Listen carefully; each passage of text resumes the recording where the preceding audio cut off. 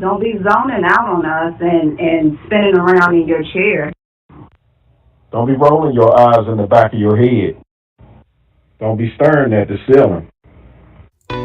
Welcome to the Pretense of Justice with hosts Carmen, Roland, Sonia, Tamika, and DeMarcus, where we discuss legal and current events, controversial issues, and all things justice as we advocate for injustice. Let the justice begin.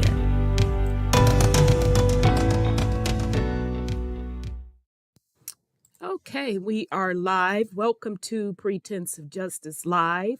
This evening we have a special guest. We have the Honorable Chairman at Large, Chairman Hawkins of Prince George County, Maryland. And in honor of, before we get started with our honorable guests, and thank you so much, Chairman, for joining us, in honor of American Indian Heritage Month, we would like to definitely dedicate a song that was created, an original song created by an indigenous American Indian gentleman, Tavis. So I would like to share this with the audience. So bear with me here. Let me get all of the logistics together so we can share his wonderful creation with the family in honor of American Indian Heritage Month. It would help if I put it on share. Just a minute, YouTube. I'm sorry. So that's my fault. All right. We should be in good shape now. Still unamalgamated. Heartbeat, the sound of the bass drum. Come with your best shot, I'll take one. Rumble in the jungle, I'm a lion. Stand up for your Muslim nation. For these generations, we the people lost but not forgotten. Tribal rivalry is the problem. One love, the key for what we locked in. Don't call me a doctor, but I will be your medicine man. We're all from the melting pot, so everybody in the crowd is a Native American. Like me, can't you see? The enemy is a L-I-E. One family tree we are. The truth is like smoking Joe, and so far the bigger they come, the harder they fall. Bring on the giant, I'm ready to brawl. No giving up, flowing in my veins. Like a champion, I feel that I will never surrender. Born with the soul of a warrior, I will remain a contender. Born with the soul of a warrior, I will.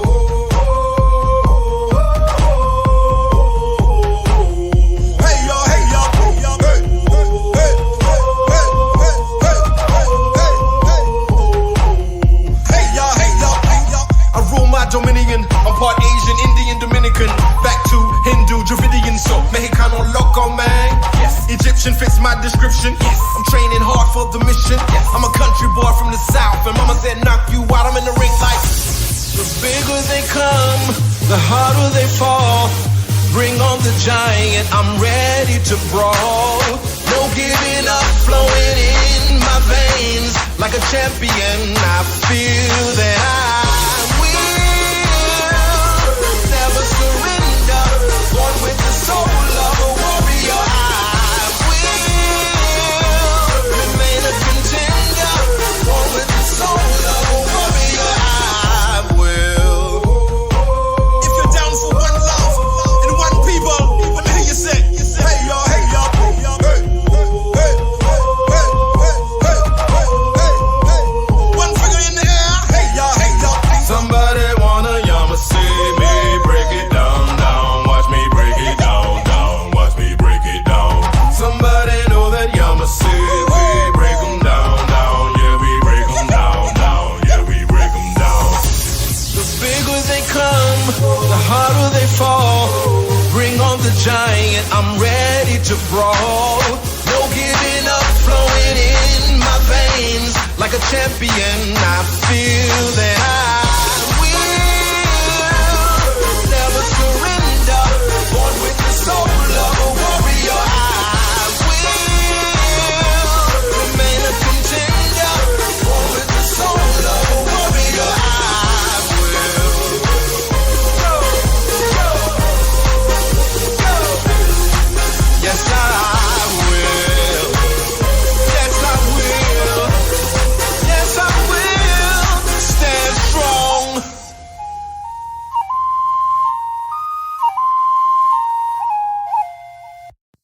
Okay, so thank you. All honor to the ancestors, all respect to all of the American Indians.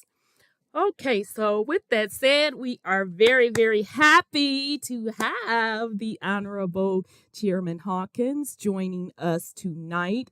We are going to go ahead and get started. I want to give a little bit of background information on the chairman. Before I do, Dr. Carmen, did you have anything that I guess I should have turned it over to you to open up the show? I apologize. I'm all excited trying to get started, so forgive me in advance. Oh, I need to unmute them. That would be nice. Okay. Y'all should be unmuted. Hold on.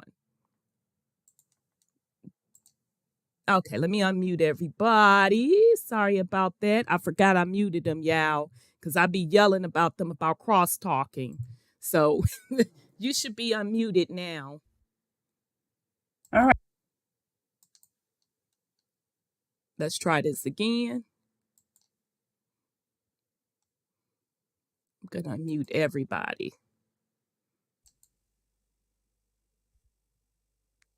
Okay, you should be good now. All right, so it looks like Councilmember Hawkins is still muted and Ms. Christopher is still muted, so hopefully we won't have any issues. But in the meantime, I would like to thank everyone for tuning in to the Pretense of Justice. Please share the link. Also hit the thumbs up to subscribe. And I would like to first introduce Ms. Christopher, who sits on our board of directors with Helping Ourselves to Transform. And she is our program, what is it? Coordinator. I don't know when I'm going to get that. and then we have Ms. Robertson, and she sits on the board as our treasurer. And then we have Roland, Mr. Carter, who is the president of our board, and he is running a little late. He's also the president of Local 70 Union. And I think it has some letters after that or something like that. So he'll be here at 8 o'clock. And we are just honored to have Councilmember Hawkins on, and we are just really, really excited about hearing your journey and also how you was able to become as successful as you are in terms of being a returning citizen. And I will kick it back to Rhonda, who is our podcast engineer. Thank you. Okay, so I just wanted to give the audience a little bit of background information on Chairman Hawkins. So Councilmember Hawkins is a citizens advocate who leads the People's Movement of the Democratic Party. Currently, the councilman serves as the chair of the Prince George County Council and is the lead sponsor on the Reentry Advisory Board task with realigning the county's entire reentry process in partnership with county agencies, nonprofits, law enforcement, and faith-based organizations. From civic activities to political engagements to community preparedness for emergencies, he has been involved in every facet of Prince George's County and the Washington metropolitan region over the last 28 years. Committed to servant leadership, Councilmember Hawkins is a strong supporter of progressive initiatives for working families, our youth, and the environment while fighting for practical and sustaining programs for returning citizens. Affectionately known as the People's Champ among the People's Movement. His extensive background in emergency management has thoroughly equipped him in planning and execution of government operations. Similarly, his time working closely with two former county executives has provided deep insight into county government, creating a spectrum of a wealth of experience from the grassroots level to the executive C-suites. In December 21, He received overwhelming support from his colleagues to serve a second year in leadership as the chair of the county council. Councilmember Calvin S. Hawkins II is a grateful husband, proud father, and blessed grandfather. He is a member of the First Baptist Church of Highland Park and an active member of Omega Psi Phi Inc. and Gamma Phi chapter. So, welcome aboard, Chairman Hawkins. We're honored to have you here. Absolutely. Thank you for the invitation. Okay, so I'll turn it back over to Dr. Carmen. All right, so just to remind everybody, number one, hit the like, hit the subscribe, and also go out and purchase a copy of our book called The Pretense of Justice. And even though it was written by me, all proceeds go to Helping Ourselves to Transform, which we are the actual publisher of the book. So please go out, purchase a copy, The Pretense of Justice, send me an email, call me, send me a smoke signal, let me know how and what you think about the book, The Pretense of Justice. And with that said, Ms. Christopher or Ms. Robertson, do you want to say anything first before we proceed with the questions, or? No, I'm just excited about meeting him and, listening to his story and, how he, became successful after, moving through the system, especially in, it's been a while since I've been on that side of town in Maryland, but, I know a lot of things have changed since I've been living there. So I'm truly a pleasure to meet you and look forward to hearing your side of the story of what you've been through over the years and where you became and where you are now. Ms. Christopher, did you want to say anything before we get started on the question? All right, so Calvin, so the first question we would like to know about you is, can you give us a little insight on your childhood? Thank you for that question. I'm one of 3 siblings. I have an older sister and a younger brother. I grew up in Washington, D.C. up until the 5th grade. And from there, I moved to Prince George's County when my mother and father separated. Graduated from the Prince George's County public school system. Was a very active young kid, very active teenager. In Glass Manor, where I grew up, that was one of the hardest communities and neighborhoods as far as high crime, truancy from school. It was a challenging area, but I was able to hang with the bad guys and learn from the scholars. So I lived both lives, but I wasn't involved in crime or anything, but was well respected in the community, probably because I played sports and I thought I had a pretty productive childhood. Mother and father, even though they were divorced, they offered my sister, brother, and I the kind of social and family experience that prepared us, I believe, to do what we needed to do in life. Did I go deep enough for you, Doc?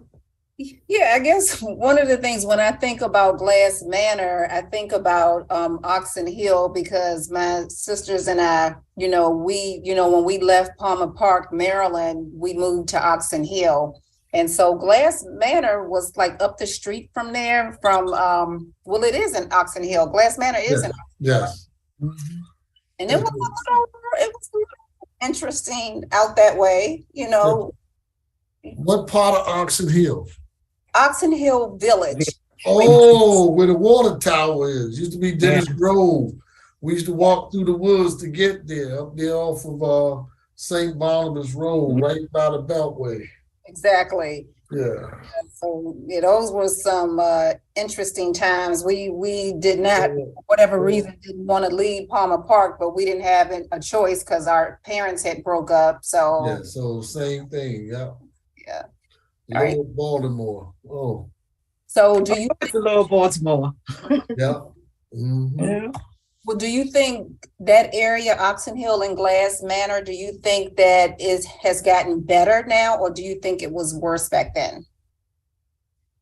That's a loaded question, I know. It's a very loaded question. From my perspective, when I was there, it wasn't as bad as it is now, from my perspective, because the guys that were in the life, the criminal elements, they engaged each other, senior citizens, children, people that were trying to do the right thing, being law-abiding citizens.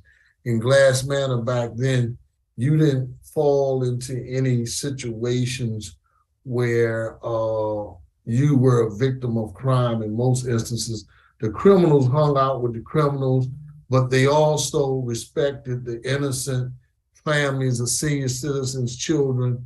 Today over in Glass Manor, that's not the case. And it could be because of the very interesting experience. For example, 2 weeks ago, I learned when I was over there that there are Latino Hispanic groups over there that are like running some of the blocks. And when I was there, that was unheard of. Mm-hmm. Yeah. Yeah. Yeah. What were you going to say? I mean, Well, it's your show, so let me just listen and respond. Well, because I'm the director of court watch and judicial accountability with Life After Release, and I'm a pillar of Life After Release. And, we hear a lot of bond hearings with people that come from that area over there. And that's why I asked that question. I hope that at some point we can figure out how we can do something with the youth over there to give them more options to be more productive in terms of of resources and options and help or jobs or something to that effect, because we do get a lot of that zip code over in that area. I would like to talk with you more about that. I was supposed to connect you with the group called CORE, and they are returning citizens, or I call them ex-offenders, who are violent interventors, and they are violence interrupters in the District of Columbia, but they move around Prince George's County. And we're working with them almost a year, maybe 8 months, working to integrate them into some of our communities, and Glass Manor will be one of those communities that I would ask them to work in. They are OGs, if you will, and they have the respect of a lot of those communities that even with my background, I can go over there and they don't know who I am. So the respect that they will receive, the core group leaders, compared to what I will receive and get responded, the response they will have from me will be different. So again, after this, I would love to talk to you about how we can work together. Not in just Glass Manor, some of the other communities that you are experiencing those kind of concerns in. Well, with the data that Life After Release collect on Court Watch, we do have them split up by zip codes. Mm-hmm. And that was recommended by one of the congressmen to make sure we are splitting them up by zip codes. So I would certainly love to have a sit down with you in terms of the different zip codes and where a lot of these arrests are happening and where we need to really focus on the youth more and see how we can bring some resources in, because I think a lot of them really need to be able to hear your story and others and your success story, mm-hmm. Which is really important, and then give them some type of options. My next question is, since we're on this subject, can you explain to us a little bit on how you got entangled by the injustice system? Now, I'm going to come at it from a different perspective. for me,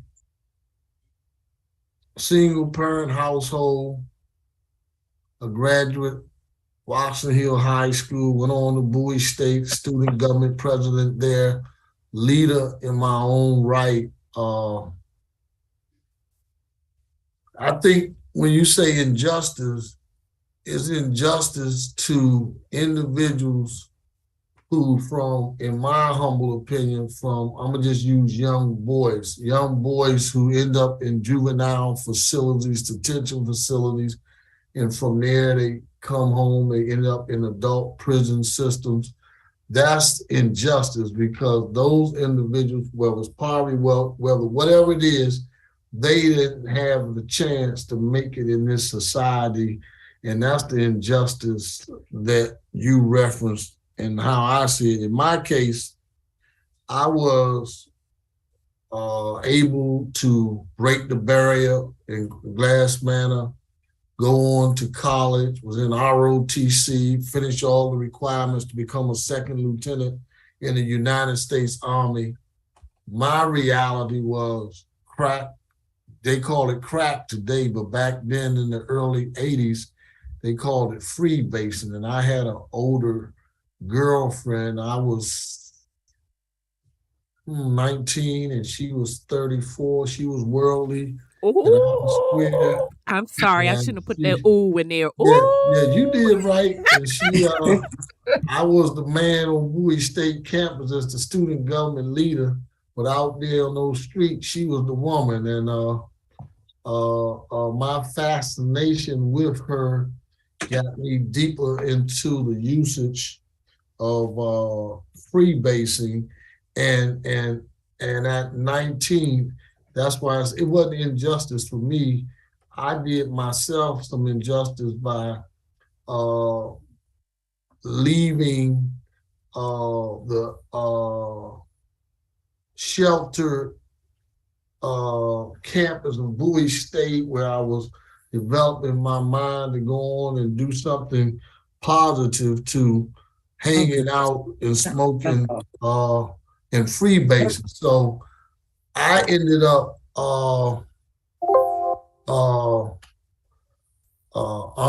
participating in armed robberies, several of them, and I can't blame anyone but myself. And that's what, if any young person is listening, I think the first step to healing comes when you accept the responsibility for your actions. And in my case, there was no reason for me to be in the situation I was, but I chose it, I acted on it, and as a result, I ended up doing 5 years and 9 months in prison.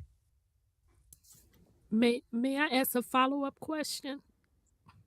Yes, ma'am, Miss Rhonda. Okay, so I'm being a little bit nosy, so you can tell me to go on about my little business. You're being inquisitive. You're being inquisitive. I'm being inquisitive. Okay, I'll take that.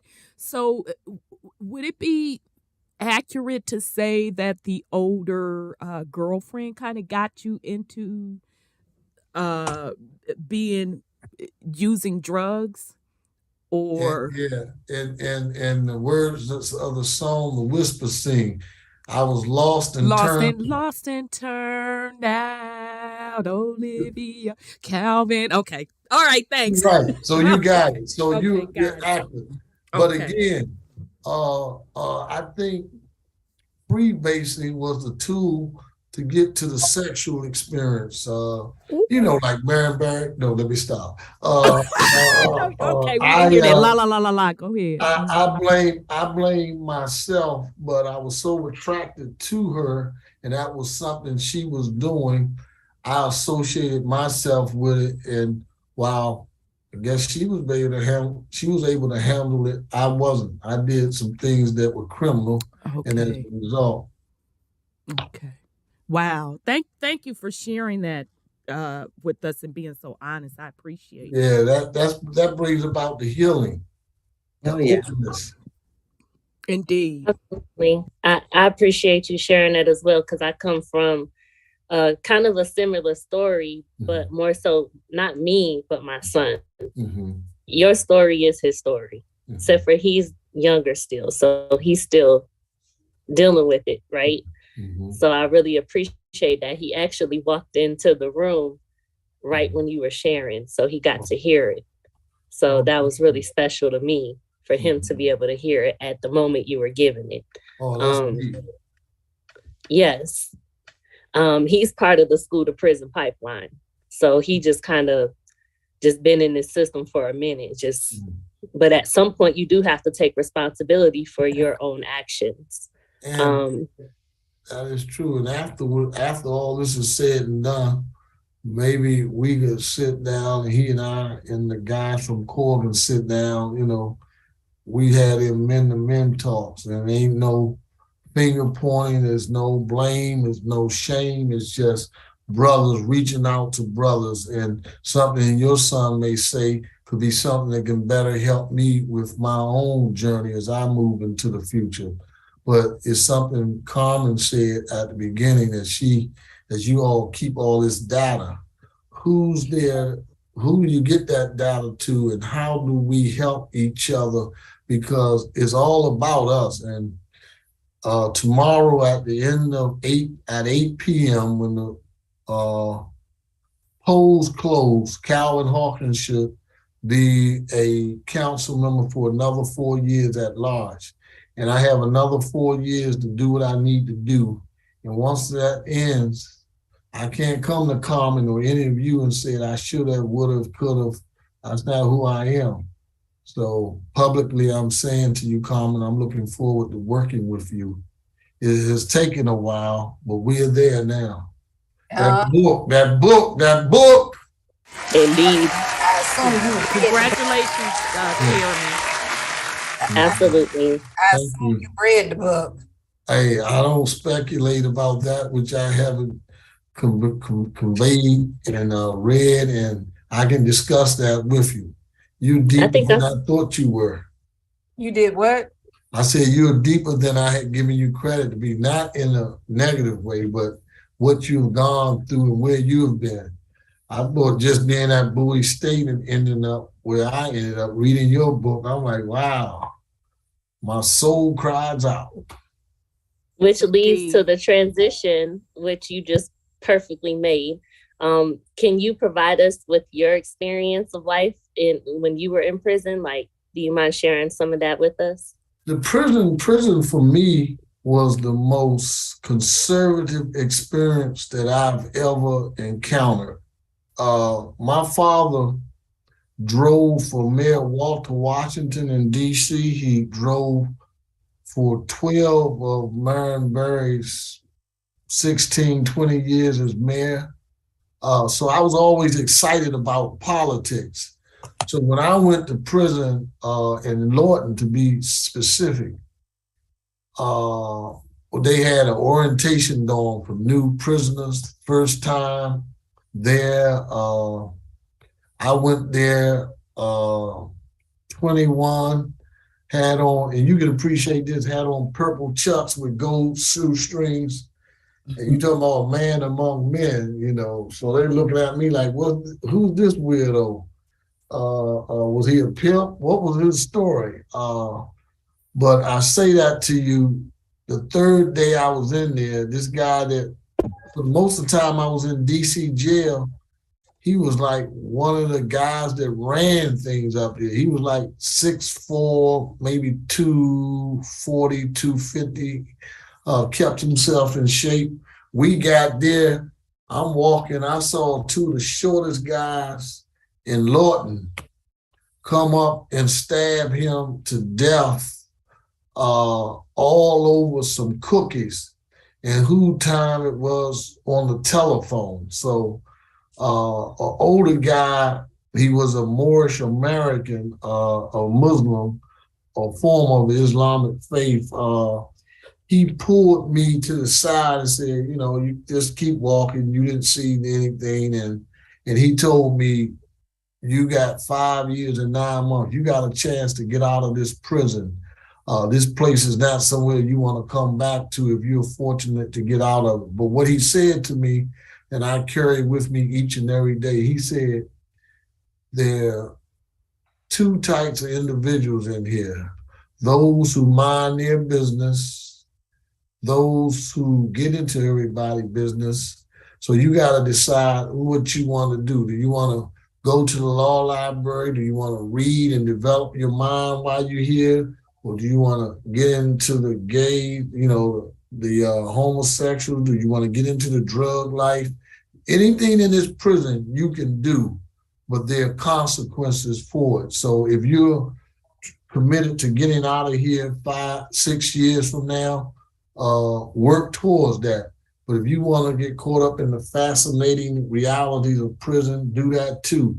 So for me, as a first timer, as an adult person going in there, it was just fascinating to see how much a life could be gone like that, how much an argument over a television show that was a repeat could cost someone their life. But the individuals in there respected each other until you crossed the line. It was one of those things, for me, I was always praying that someone would never cross the line with me, because in prison, you can't allow another man to cross the line without straightening up. I don't care who you are, how people perceive you.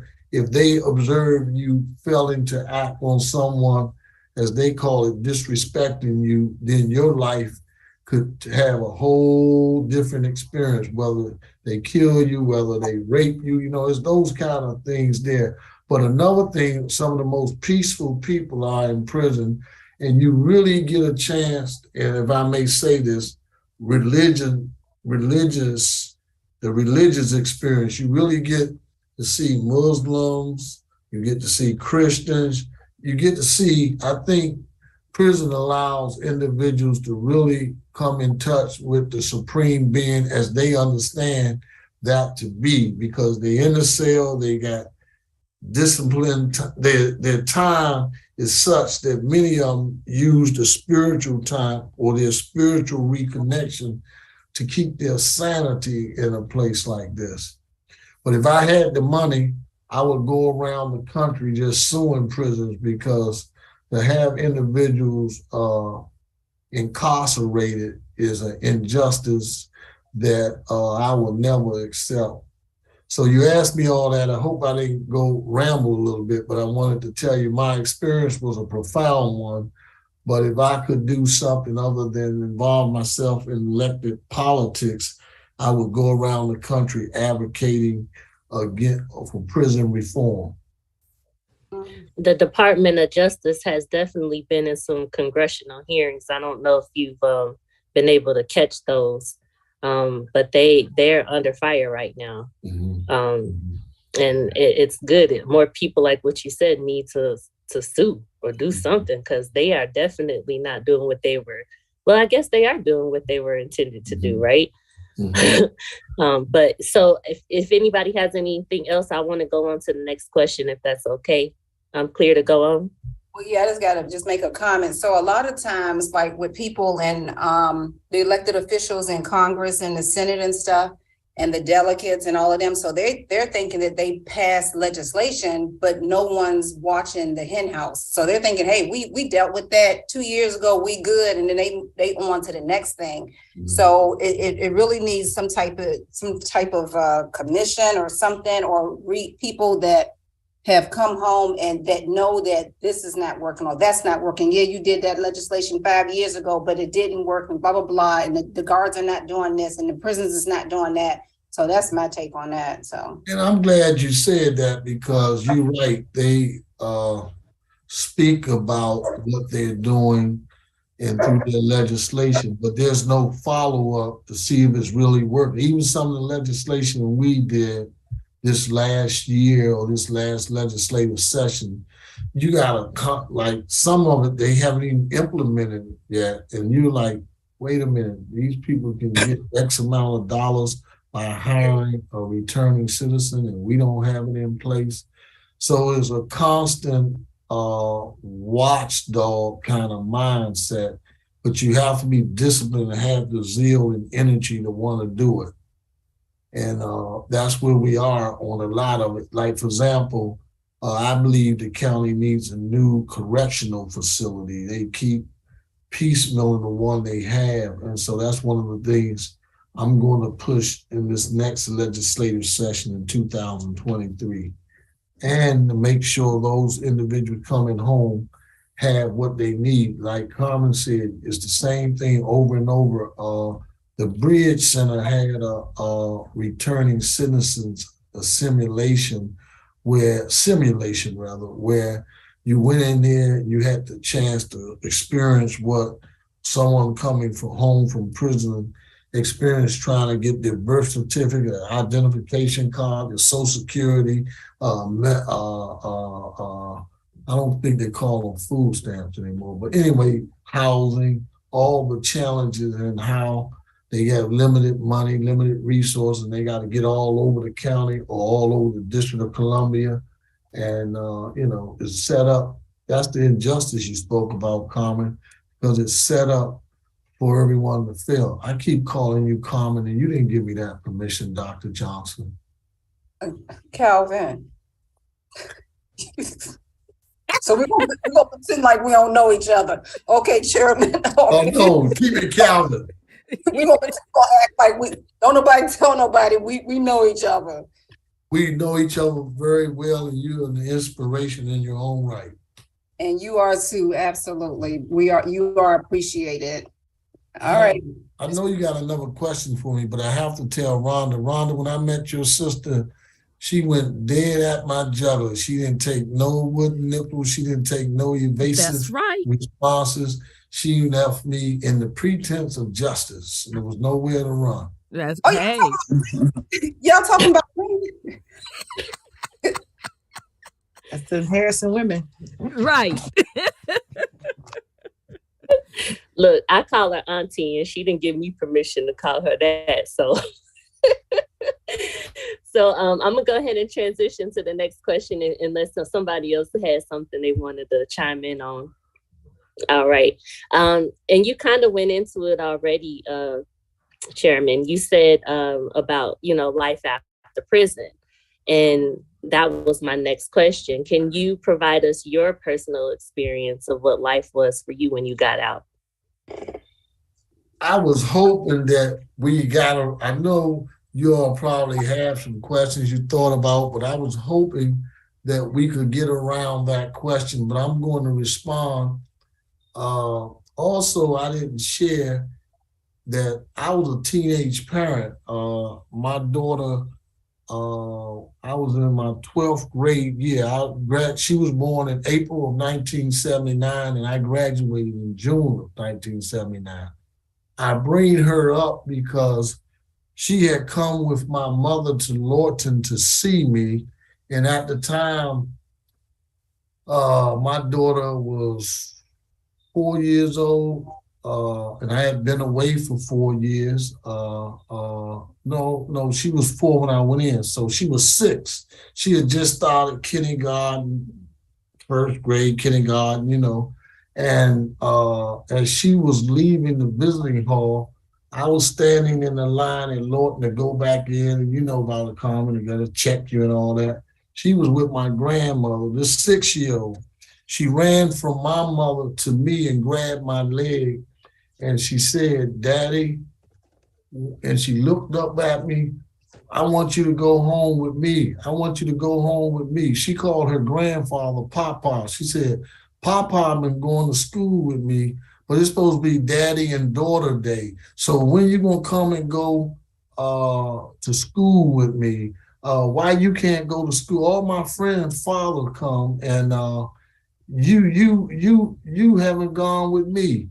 And for me, having a 6-year-old child that still see the innocence of this world ask you a profound question like that, and I didn't have an answer for her other than say, "Baby, I'll be there soon." Insensitive correctional officer, I want to call him a god, but insistent correctional officer telling me, no, it's your turn. You got to come on. Inmate 210-054, your turn. Daughter on my leg. Don't want to get thrown in the hole in solitary confinement. So my mother came and got my daughter. So I say all that to you. Again, I was a man among men. I was in there with men. And you don't show your weakness. But that was the most difficult day I had in prison because I had to go back to my cell, and the words of my daughter at 6 years old, I could not get out of my head. I could not get out of my spirit. I could not get it. And I cried and I cried. And I happened to be a Christian, so I caught myself praying to God that, and I said, Lord, that night, if you allow me to get out of this place, if you ever allow me to get out of this place, or if I ever got out of here, or if I ever get out of here, I should say at the time, I will never miss an event for my daughter. And I haven't, even at this date, I haven't missed being there for my daughter. Now with my 3 grandkids, whenever they having something, I don't care how hectic my day is, I'm gonna get there because those are moments when you're away, like a place like a prison where you can't be there, you only can hear about it or receive pictures. I said I would always be there for her. So when I came home, I was more motivated. And it's interesting, I was not motivated for myself as much as I was motivated not to let my daughter down. I knew how it was being in a single parent household when my father didn't come to my sports activities, but I was much older, and I knew the stigma it had on me. When I always had that in my back of mind. I always wanted to ask my father, what happened, what was going on, but it prepared me to come home, and I'm the chair of the county council now. Record budgets, $5 billion, looking at the Washington Suburban Sanitation Commission's request for $29 million. Just where I am now, looking over the police budget, having oversight over our health, human services, looking at our public school system, some of their issues. I say all that to say, how did I get here is your question, or how did I prepare for my return home? It was the commitment not to let my daughter down. And when I came home, we were in a halfway house at 1430 G Street Northeast, 1340 G Street Northeast. And all I remember, my first job, I'm college educated back home. I had to work in a restaurant scrubbing pots for 7.5 hours with 2 15-minute breaks, not washing dishes. I had to scrub pots, but even that commitment, even that experience was only preparing me that it allowed me to have some money in my pocket, it allowed me to see my daughter, and allowed me to continue to work to be a law-abiding citizen. Because I knew if I stayed on the right side of the law, there was no reason for me to end up in prison. Even with my parole officer and the challenges that I faced with her, because you educated, you this arrogant guy and coming out of Lawton, and you were a rebel rouser there. You talked about things you shouldn't have talked about. So I had a stigma on me, but more importantly, I had the discipline to know if I could keep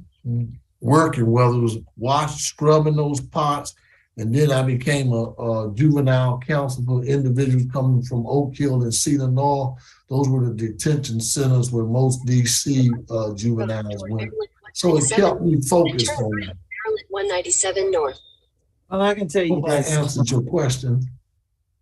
Absolutely. Absolutely.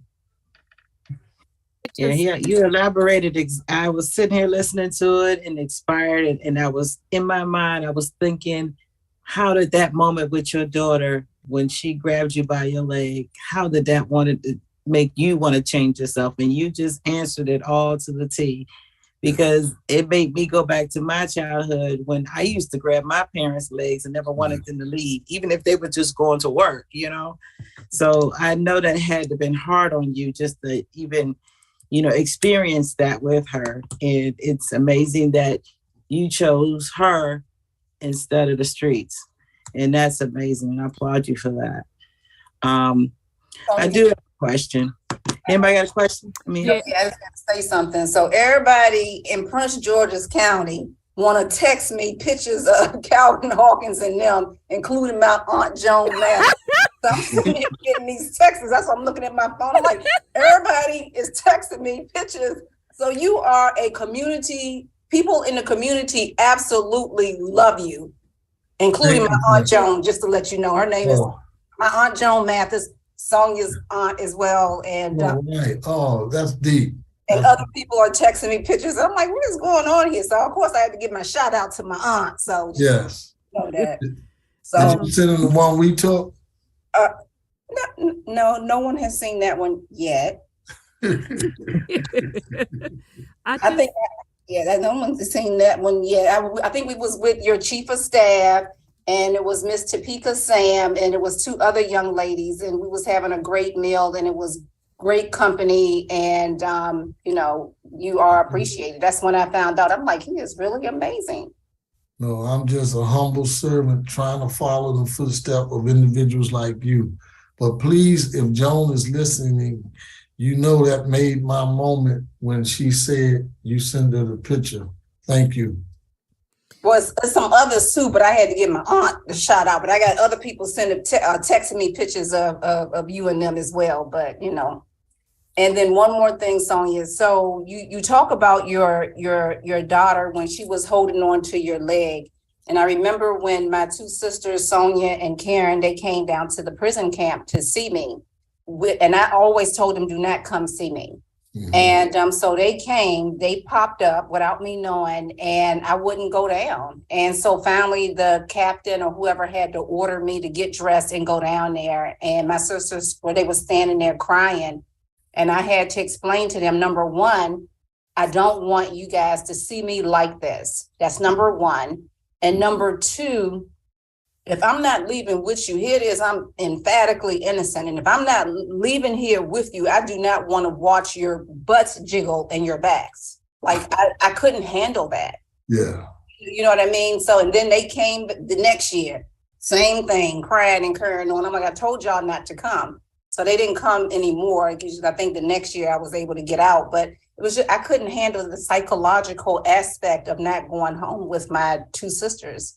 I just couldn't deal with it. I couldn't handle it. But see, you had a righteous indignation because you were innocent and you were in a dismal crypt where those who have committed crimes, at least most of them anyway, were. And you had a different reason for your desire to be free. So, you know what I mean? Yeah. I've experienced and talked with some people who were innocent, but they were inside of prison. So I'm glad your sisters continue to come, though. It was hard. It was very difficult, but we did our best to stand by her, whether we were there or not. I've had many calls with the warden. He knew me by my first name. That's the key. Well, hell, they was trying to kill me in there. I was an activist. I maintained innocence. I was indigenous, and I was in racist West Virginia, and I was, fighting for the women in there and fighting for myself for mental health and medical care. They was trying to kill me in there, so, I survived. You were liberated. And I know before. That's exact. Right quick, Auntie Rhonda, before you say something, that's exactly what I told you, Auntie Carmen. You are liberated. You ain't survived. You thrived. You are liberated. Your book liberated you. Your story is beyond measure of impactful, what you went through and how you are now liberated. I like that word, Mr. Hawkins. Appreciate it. Go ahead, Miss Rhonda. Okay, I'm sorry, sis Sonia. I promise we're gonna get through the other question. I just wanted to just kind of add my 2 cents on what the other lady said about I think it's really, really impactful that you stayed the course. You were determined to turn your life around based on the love for your daughter. And ooh, that's powerful.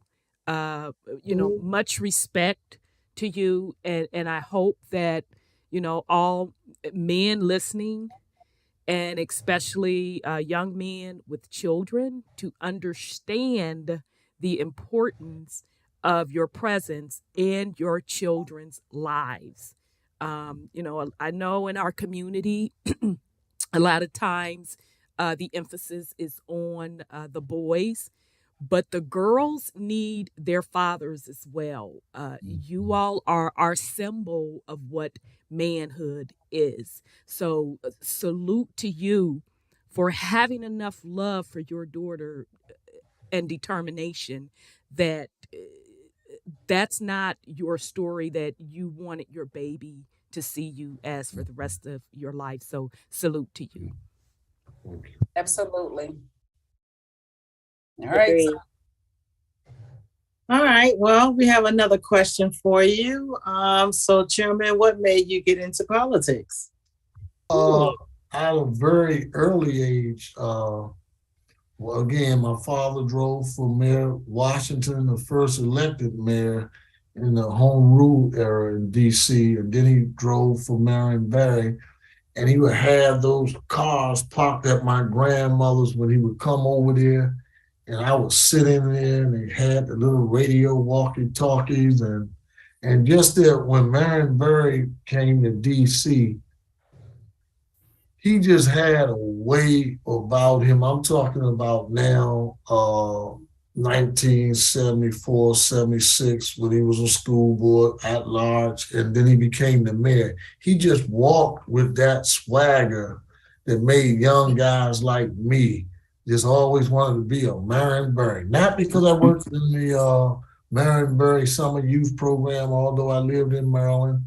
It was just the way he carried when he walked in the room, his presence. And when we moved to Glass Manor, 1971, we were the first Black family in the apartment complex we moved in. And I would find myself at the community meetings, and there would be nothing but white people there. And they embraced me. Most of the women did, but the men were, what is that doing here? But I just enjoyed it, and I just enjoyed helping people. And I, believe it or not, I never wanted to run for office. I always wanted to be behind the scene.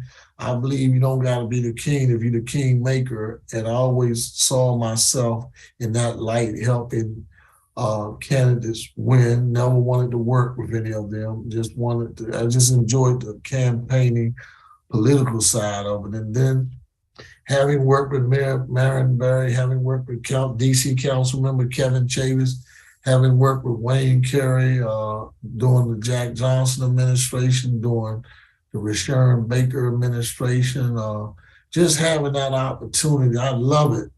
Now I'm on the front line, taking the bullets, but still trying to do some good stuff for Prince George's County, and committed to ensuring that once I leave here, this place will be better than I found it. Okay. Anybody got any questions? Okay, I'm not trying to start no mess, and y'all can tell me if I'm starting some mess. If you Carmen's sister, I believe you want to start some mess. Okay, so I know of a couple people out of DC that I've worked with over the years, and they spoke very highly of Marion Barry, even with his, what the public says about his stuff. And specifically, one gentleman said that he was absolutely excellent at like with the youth and creating job programs. He said literally every summer he was able to basically have a job. So I'm just throwing it out there. I know a lot of people remember him for one thing, but the people that actually lived in DC and came up during his time in office, he, with all of his personal negative stuff, he really made an impact on the people. So, I'm not trying to start nothing, but I just want to put that out there as well. Rhonda, when you speak truth to power, that stands on its own. That's factual. Just to affirm what you were saying, we are people kissed by nature's son, and we are those who believe in second chances. Marion Barry's public life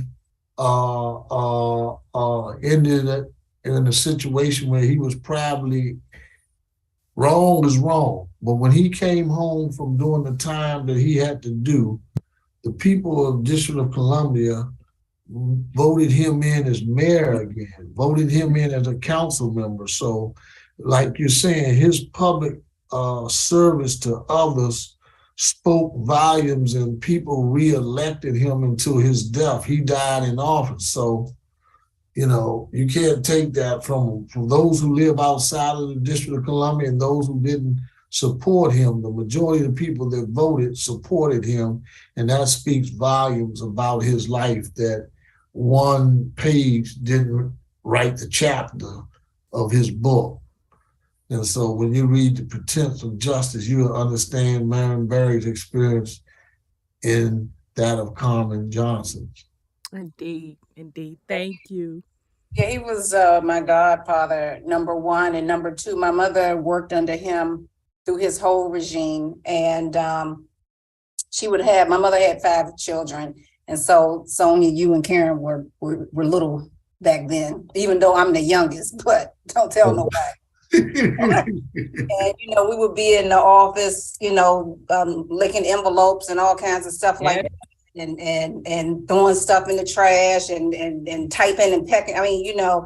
And I couldn't get away from the question because my grandmother would always say, you got to think about your community, when you get older. And then my father was like, oh, what are you going to do in the community? And then, my godfather, I couldn't get away from that question. Every time I saw him until the day he, around the time he passed away, was, what are you going to do for your community? Mm-hmm. And to watch him from the time I was a little girl, grow up to an adult, I just thought that he was always amazing. And it didn't matter to me that he had some issues, because we all got some type of issues, you know what I mean? And he didn't care. Okay, so yeah, I did it. Now what? I'm going over here and make sure my people over here got some jobs. I'm going to make sure the people over here got this and that. So, I will always have nothing but respect for him. And I don't care who don't like it. He gave me my community love for the people. And he had a love for the people. Yep. It's not that very many of hymns anymore, So. That statue tells it all. Hello, can y'all hear me? Yes, sir. How y'all doing this evening? We doing just fine, President Carter. I just wanted to jump in and add a little bit into that Marion Barry thing. I'm born and raised in Washington, D.C. I'm a native Washingtonian, and I still live in the district. And growing up, watching him get elected, reading his biography and then his autobiography, and you look at what he did, you look at his works, and that's why we called him mayor for life. The power structure at the time didn't like him because they felt as though that they were the ones who got him in there from the beginning.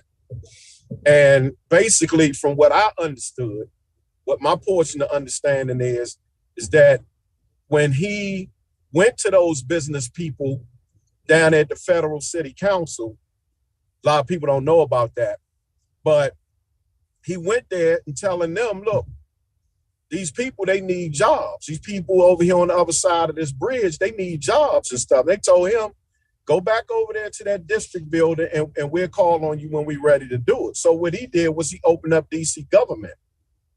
Then he came out with the summer youth programs.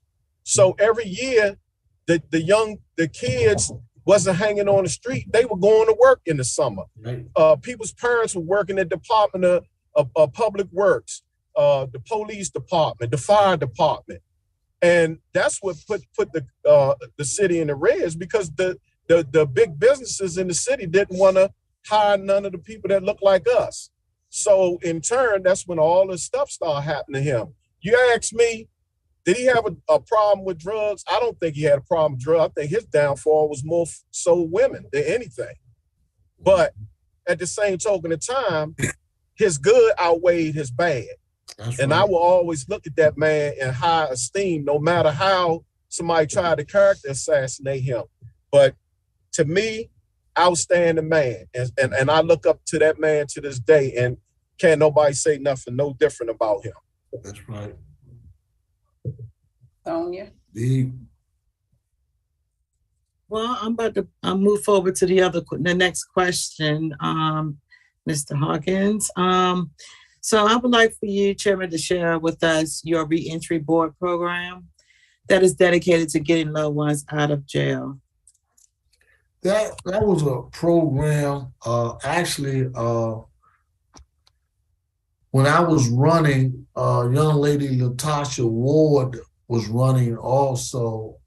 She was running for state delegate, and she always talked about returning citizen and ensuring that we put programs in place.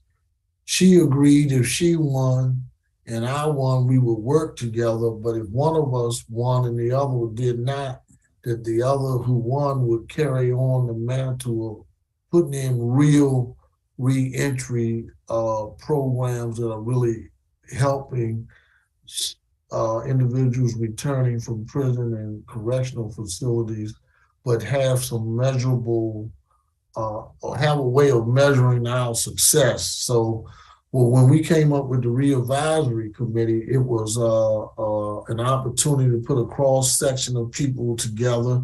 You couldn't do it without government representatives from corrections department, your parole, probation, and how they're dealing with people, our public works, because that's what jobs are, getting the police department's perspective on what was going on, some nonprofits that were involved in helping returning citizens. So it was a host of individuals that came together for almost 2 years, really working through where Prince George's County was when it came to returning citizens, resources, services, and how we could be more competitive from the standpoint of what's going on in the District of Columbia and around us. And we try to, believe it or not, model our programs or our approach after the District of Columbia's one-stop initiative. And so we came up with legislation to provide funding to employers or tax incentive to employers who hired returning citizens. We're now working with getting identification, and you all can imagine the challenge of asking federal prisons, state prisons, and even our local correctional facility. If you know someone's going to come home in a couple of months, why not ensure that person has his or her non-driver's ID, a birth certificate, social security card, all those things he or she would need to jumpstart his or her return to the community. We're looking at more housing, because right now in the state of Maryland, Baltimore is where federal detainees or prisoners are released, halfway houses there. And, you know, Prince George's County was the highest income, highest education, but we act like we don't have sons and daughters, nephews, and nieces, cousins, friends returning to our community from prison. So I think it's time for us to take more responsibility for our returning citizens that are ours and give them a chance. Many of you know, and my man Roger, you may know this, a lot of guys that went to prison, their family may have lived in DC when they went in, but significant number of them live in Prince George's County now. So how do we, and Carmen, you deal a lot with statistics and stuff. So how do we take that data and make it work in Prince George's County where someone that lives in Prince George's County or families in Prince George's County does not have to go to DC or somewhere else to try to get identification cards and all the other resources he or she need to at least survive out here. So. Well, if that's the question, I can only say that if it wasn't for my family, I would have been really messed up. I can't even stress that. And what I do understand is that there are more services for men than there are for women. That's my personal opinion, based on what I'm seeing, that there seems to be more things for men in order to help them opposed to the women. That's number one. And number two, one of the biggest things is housing. Whether is Prince George's County, whether it's the state of Maryland, whether it's Washington, DC, is housing is not enough housing. And some people that come home, they can't go stay in a transitional home. And some people that come home can't, like me. I had to have my own place. I was around 1,000 women for 3 years, and it was just no way I was trying to be in a transitional house with a bunch of women. That was not going to work for me. So thank God I had my family to make sure, I was comfortable and situated. But a lot of women don't have that benevolence, and it's really unfortunate. And some of us need to be by ourselves, and then some of us are used to being around a lot of people. So and then mental health is another big thing. You got a therapist or a psychiatrist that's offering you medical or mental health treatment, and they don't even know what your experience was like. They don't even know. They can't even. How can they actually advise you?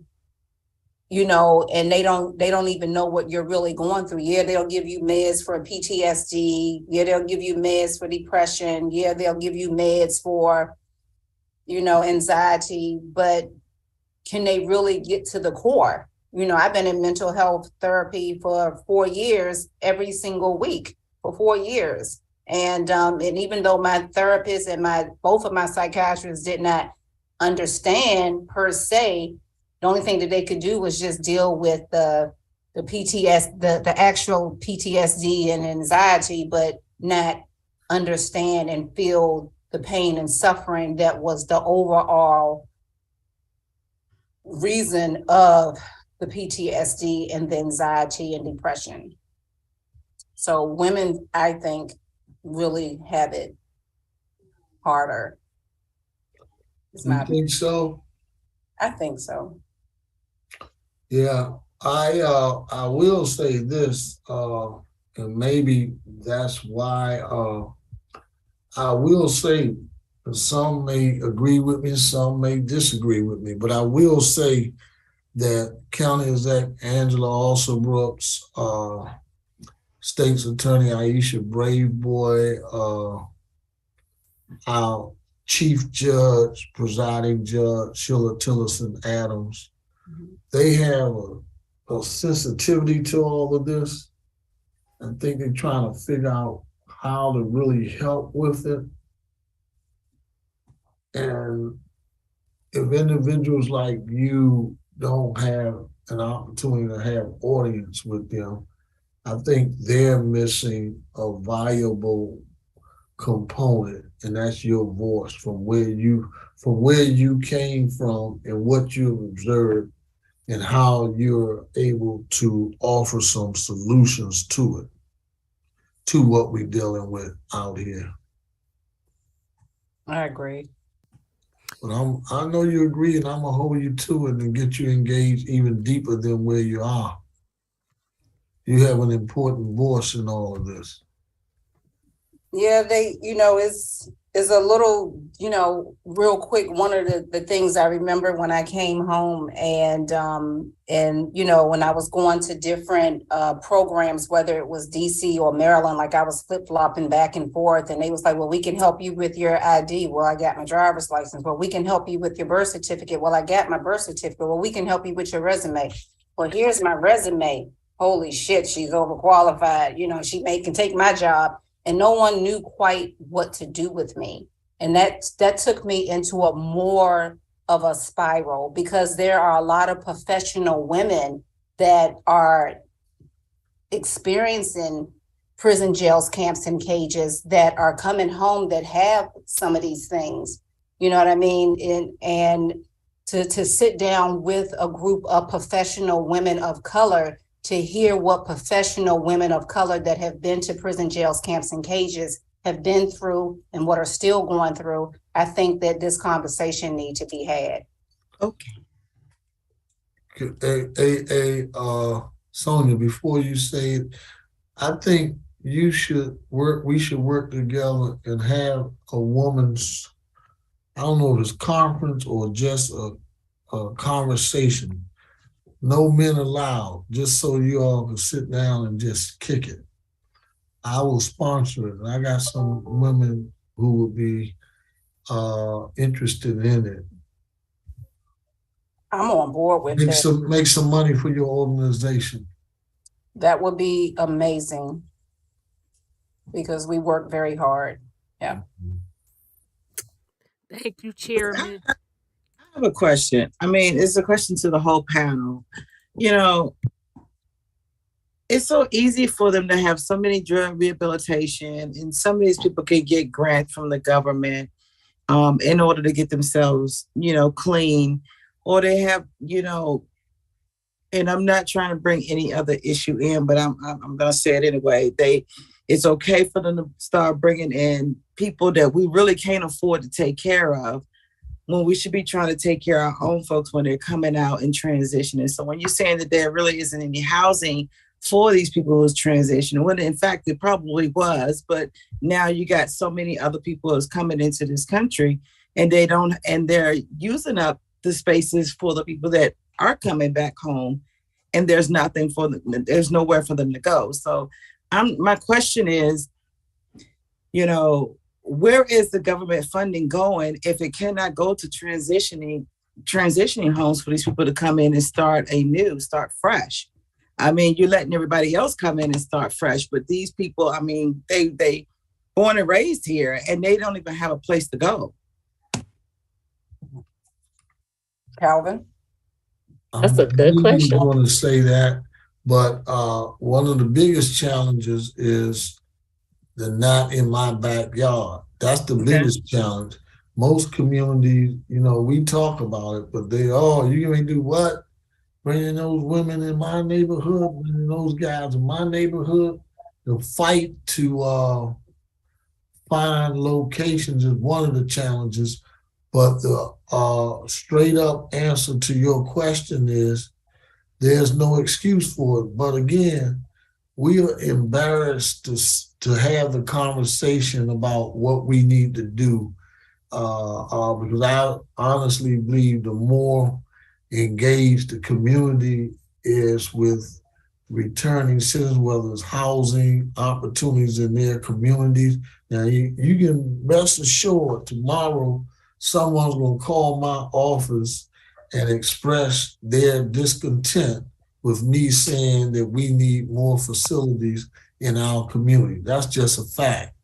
Because if we embrace these opportunities to give individuals a second chance to make it out here, when we now understand more than ever than before the injustices that were intentional especially against people of color, especially against those in urban communities. And the data is there. So what do we do with it, especially Black leaders? What do we do with the data that we now have to wrong some of these rights? Make marijuana legal? No, we got to do more than that. We got to deal with what you just asked the question, why? But I will tell you, I was on a panel, AKA panel, Alpha Kappa Alpha sorority, about 2 weeks ago. And a lady came on and asked me, did I believe in reparations? I said, honestly, I haven't really studied it enough.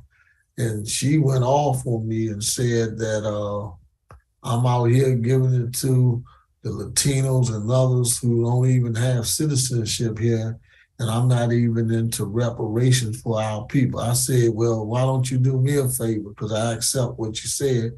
Why don't you go read Randall Robinson's book, The Debt? Then we'll have the conversation about reparations. Lest I digress. I'm sorry. No, you're fine. I'm not into reparations either. I mean, I just think it should be equal across the board. Mm-hmm. The most qualified, to be honest. I mean, that's my take on it. And just to give a shout out to the people in the that's watching in the YouTube chat. A shout out to Jessica Campbell. She actually put in a statement saying that housing people is the biggest obstacle I have that she has experienced working in a homeless shelter in Eastern Kentucky. So shout out to Jessica for the comment. It is appreciated. Yeah, I just wanted to chime in on the housing issue. I'm not going to go too far, but it was pretty messed up with what Mr. Jared Kushner did to those people in Baltimore. And the settlement, because it didn't go to court in the form or fashion where it should have went, but that settlement was not enough. Because if you divide the dollars amongst the people who he affected, I think it equaled out to be about $30 or $300 a piece. And that ain't nothing. So repairing that situation, those people are due something. Yes. Good point. So, Mr. Hawkins, how can people reach out to get more information or participate in your reentry program?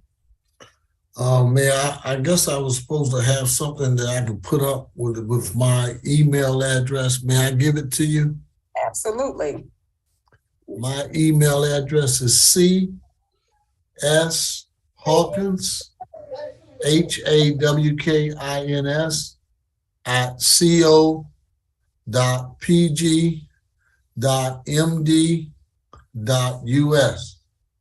And I'm one of the very few that's going to give you my personal cell phone number, 301-395-3076. Okay. And that you have an opportunity to get in touch with me through email or direct call. Thank you. We've put that information in the chat for the family as well. And if everybody can hit the subscribe button, hit the like button, go out and purchase the book, The Pretense of Justice, that would be great. And make sure you go out and vote tomorrow. Yes, please don't forget. And thank you for that. I'm going to document that. That's the first time I didn't had a politician give out their little personal information like that. No, look. We're going to get this right. That's how you could tell he's really, about business and for the people. Yeah. That's how you could tell. I appreciate that, Mr. Hawkins. Yeah, but we want to, by December the 20th, I'm going to personally contribute $2,500 to you all's cause. It's not going to be government money, it's going to be my money. That'll be appreciated because we work really hard. That's how impressed I am with you all in the questions you ask. We appreciate that. We really need the support. Roger didn't get a chance to ask me his questions, I guess. Maybe he can do it offline. Well, we got 3 more questions. Oh, okay. Okay, go ahead, Tamika. Oh, look at that young fella. He's like, it's dinner time, and what you doing, mama? Yes, definitely. All right, well, we almost done. Tamika. Miss Christopher. Okay. So what advice would you give to your younger self today?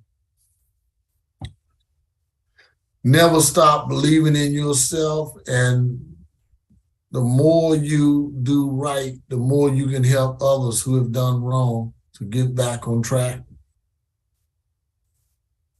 Simple. That's awesome. I'm gonna have to write that down.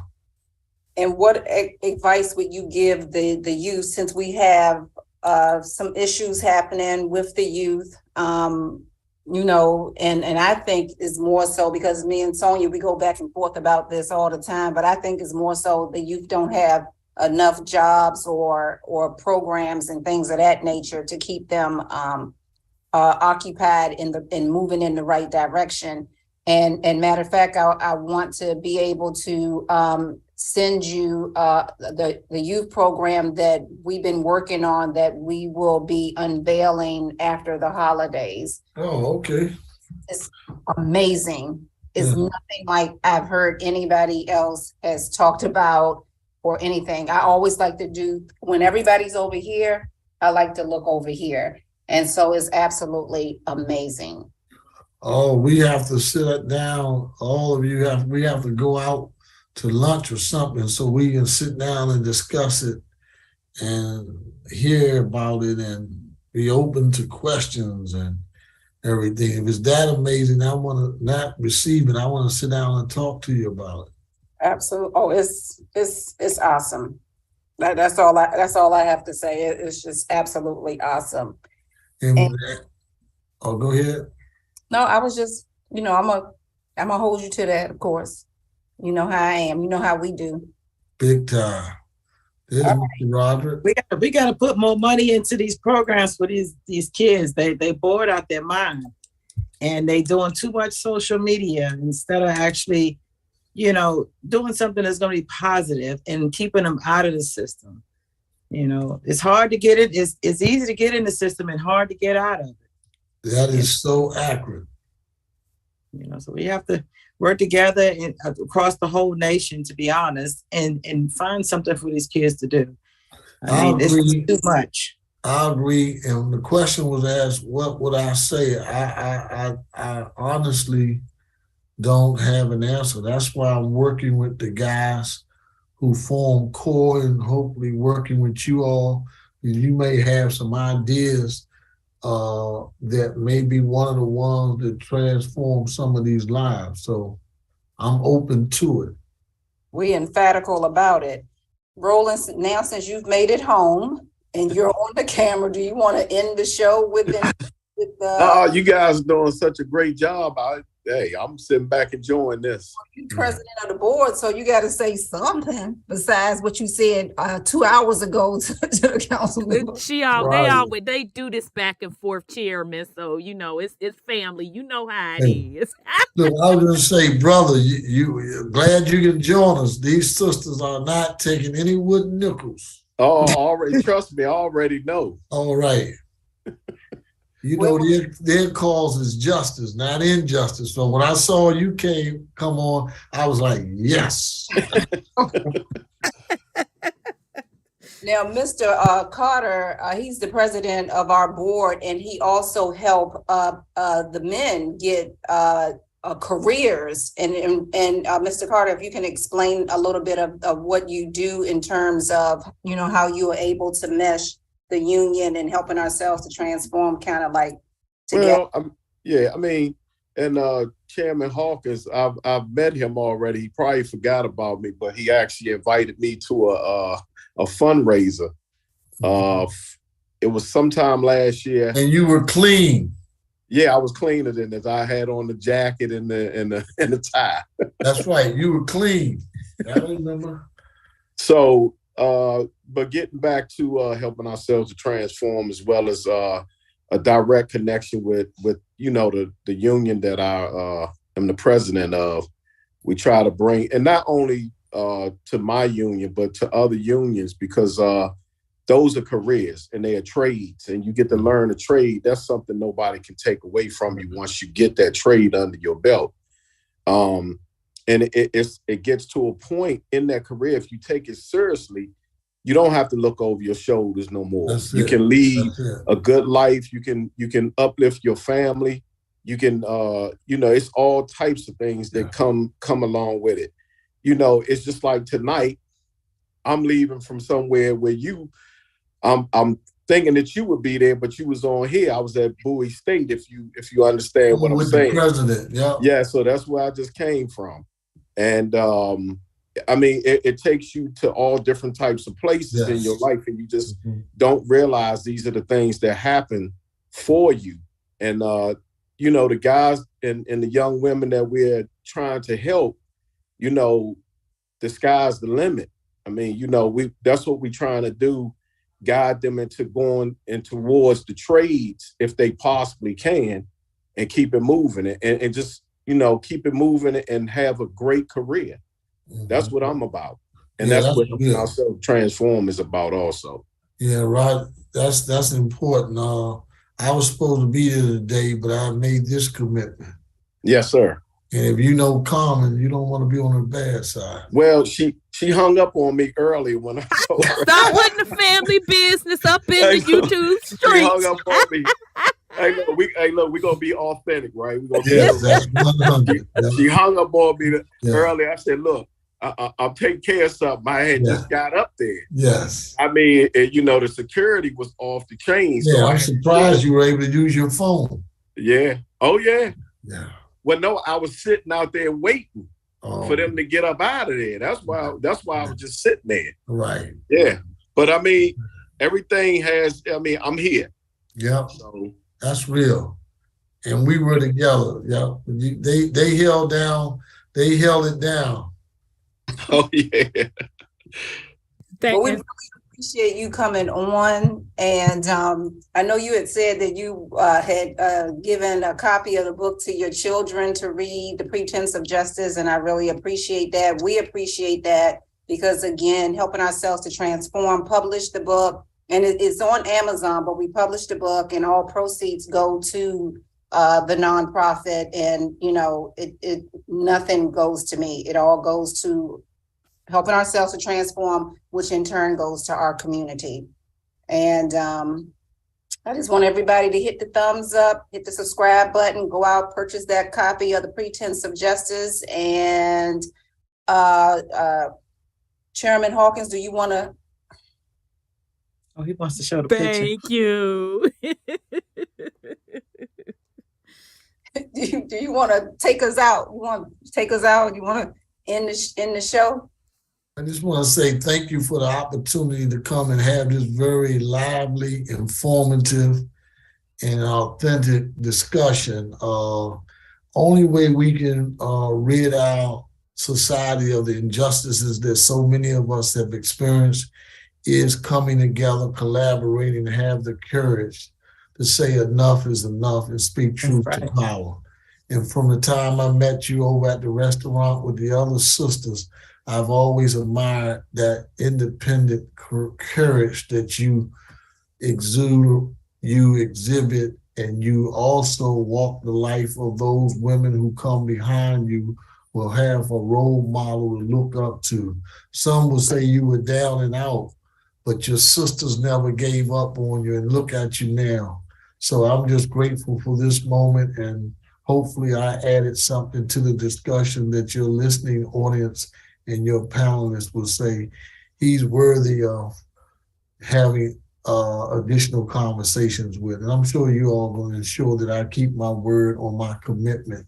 So thank you, Carmen Johnson, and keep doing what you're doing and standing in the gap for so many women that can't speak for themselves. You are that one, and you don't even know it yet, but there's a light over your head, and keep doing what you're doing to be the voice for the voiceless. I appreciate all of you. Thank you so much. There's so much Rhonda and Carmen, I appreciate all of you. That's Tamika. Tamika, and I can't forget my main man.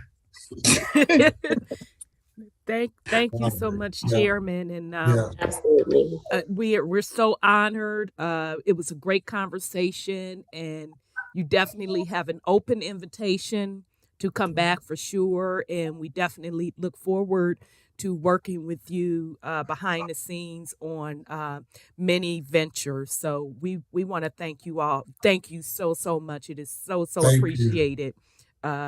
We know you're busy, but this was important, I think, to get out to everyone, and we respect and honor you for your time.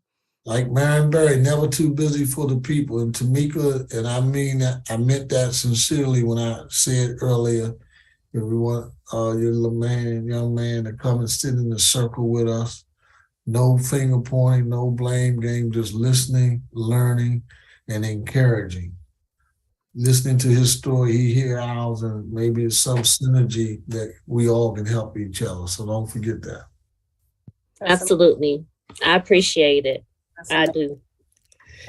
So, Pretense of Justice family, Sis Sonia, you have any last words for the chairman or the I really enjoyed talking with you, and you're very inspirational. And I hope that you are capable with the other councilmen to make more changes in the PG County, and also assisting, with the youth. I'm a big stickler about trying to get youth back on the right path. So, I'm looking forward to seeing what happens in the next few years with that. All right, I'll keep you informed through Carmen. Thank you. We love you, Council Member Hawkins, Chairman Hawkins, excuse me. We love you. Yes, I love you more. All right, Sir right, Roland. I'm gonna be respectful because I know we didn't rake you over the little coals. You have any last words for the chairman? No, I'm good. I'll be talking to the chairman here soon. That's right. Okay, he got the bat line too. Okay, we love you, Chairman. Thank you so much. Thanks for those very important questions. Okay, thank you. Bye-bye.